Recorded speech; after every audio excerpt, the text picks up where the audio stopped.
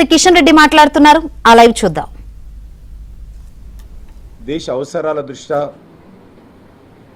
దేశం అభివృద్ధి జరగాలనేటువంటి లక్ష్యంతో అనేక కీలక నిర్ణయాలు తీసుకున్న తర్వాత ఈరోజు అవి ఫలితాలు కూడా మనకు లభిస్తూ ఉన్నాయి.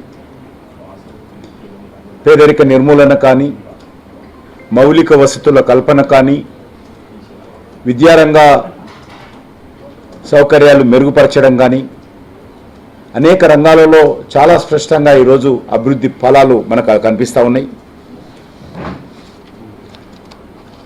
కానీ ఈరోజు ప్రవేశపెట్టినటువంటి బడ్జెటు ఇది ఒక ప్రత్యేకమైనటువంటి బడ్జెటు. ఇది పూర్తిగా మధ్యతరగతి ప్రజలకు డెడికేట్ చేసినటువంటి వాళ్ళ యొక్క డ్రీమ్ బడ్జెట్ ఇది. ఇది పేదలు, మధ్యతరగతి ప్రజలు, మహిళలు, రైతులు, యువకులు వీరిని కేంద్రంగా ఏర్పాటు చేసుకొని వీరిని లక్ష్యంగా కార్యాచరణ ప్రణాళిక రూపొందించుకొని మరి ప్రవేశపెట్టినటువంటి బడ్జెట్ ఇది.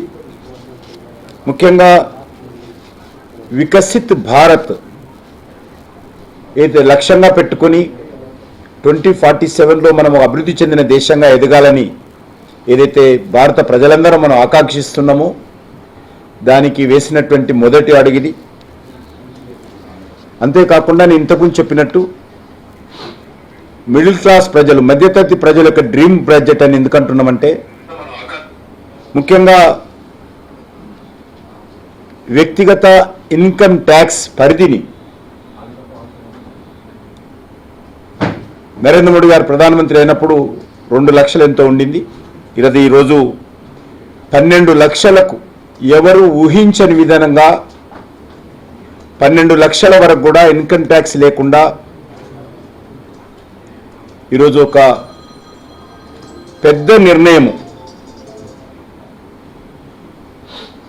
కేంద్ర ప్రభుత్వం తీసుకోవడం జరిగింది.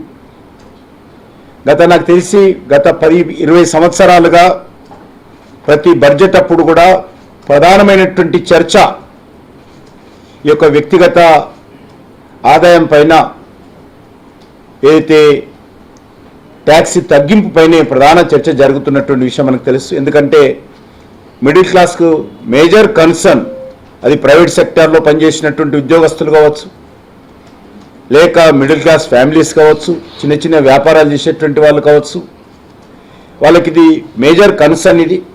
కాబట్టి ఈరోజు ప్రధానమంత్రి గారు చాలా ధైర్యం చేసి ఈరోజు ఆ యొక్క ట్యాక్స్ పరిధిని